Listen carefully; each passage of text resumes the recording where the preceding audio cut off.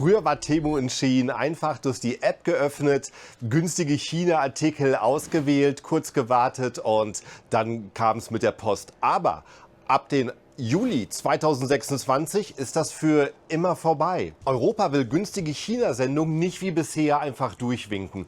Und da geht es jetzt um neue Gebühren, die bestehen. Und das sind nicht wenige, aber vor allen Dingen um Chaos bei der ganzen Bearbeitung, auf die noch überhaupt keiner vorbereitet ist. Für euch Endkunden heißt das, die günstigen Schnäppchen aus diesen Apps, die werden deutlich teurer.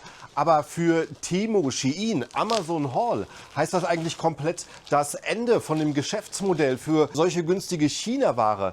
Und die deutschen Händler, die bekommen eigentlich was, worauf die sich seit lang freuen. Also hier ist das Problem. Die EU wird jetzt nämlich diese direkten Sendungen aus dem Ausland stärker kontrollieren. Und das heißt, es gibt jetzt Zollabwicklung. Bisher ging das von den Händlern aus China an dich einfach so durch. Und diese Zollabwicklung heißt auch Gebühren für dich. Und dein ganzer Einkaufskorb wird jetzt plötzlich vielleicht ein Vielfaches teurer. Machen wir eine kleine Beispielrechnung. Stell dir vor, du bestellst diese 4 Produkte, diese Handyhülle, diese Luftpumpe, die Spardose und das Hemd ist natürlich von Shein. Und du zahlst, weiß ich, 4 Euro dafür. Das sind jetzt 4 Produkte in 4 Zollkategorien. Es werden 4 mal 3 Euro Gebühr fällig. Du zahlst 12 Euro jetzt obendrauf auf den Bestellwert, nur dass durch den Zoll geht. Aber die Prüfung beim Zoll wird jetzt die Lieferzeiten verlängern. Niemand weiß, was da rauskommt. Und das macht das Kaufen über diese Apps jetzt mit einmal unattraktiv. Also im Kern heißt es, die Karten werden absolut neu gemischt, weil jetzt liefern die deutschen Händler plötzlich super schnell in 24 Stunden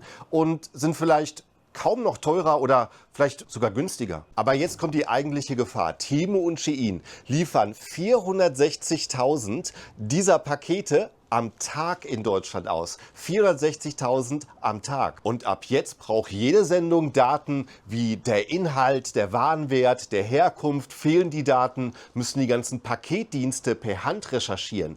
Niemand ist gerade darauf eingestellt, was da für ein Chaos kommt und wie er es bewältigen soll. Diese Warnung kommt sogar zusammen von DHL, UPS und FedEx, die zusammen einen Brief an die EU-Politiker geschrieben haben. Das System mit so einer Billigware direkt aus China ist also komplett vorbei. Aber ist das jetzt einfach nur eine gemeine Sache, damit ihr jetzt mehr zahlen müsst? Ich weiß, da draußen gibt es Leute, die sagen, auf diesen Billig-Apps sind die gleichen Produkte wie auf Amazon, aber das stimmt nicht, denn ein europäischer Händler, der seine Ware hierhin holt, der zahlt Zoll, der zahlt Steuern und vor allen Dingen ein Riesenunterschied ist, das wissen die meisten nicht, der haftet auch für die Produktsicherheit der Produkte. Wenn damit irgendwas nicht in Ordnung ist, damit haftet er persönlich, im Gegensatz von vielleicht einem Seller aus China, der einfach sehr weit weg ist. Deswegen wird ein europäischer Seller immer auf bessere Qualität achten. Und das ist die eigentliche Absicht der EU dahinter. Die wollen mehr Sicherheit für die Konsumenten und die wollen einfach, dass jeder Händler mit gleichen Karten spielen muss. Für dich als Kunden hört sich das erstmal nach einem riesen Nachteil an und es ist auch einer. Aber Temu, Shein und AliExpress, solche Plattformen werden nicht verschwinden, aber es wird teurer dort einzukaufen. Und es kommen einfach neue Lieferzeiten dazu, es dauert länger. Die Gebühren werden es unattraktiver machen, vielleicht so einen kleinen 20-Euro-Warenkorb zu kaufen, weil jetzt ein Vielfaches davon an Gebühren bedeutet.